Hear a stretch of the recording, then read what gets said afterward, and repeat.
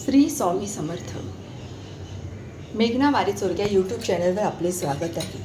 सर्वप्रथम सगळ्या स्वामी भक्तांना माझ्याकडून गुरुपौर्णिमेच्या हार्दिक शुभेच्छा.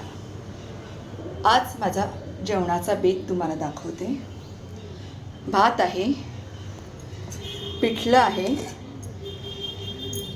वरण आहे, वालाचं बिरडं आहे, शिरा आहे, बीट गाजर टोमॅटोची कोशिंबीर आहे आणि ज्वारीच्या भाकऱ्या. हा आजचा बेत आहे.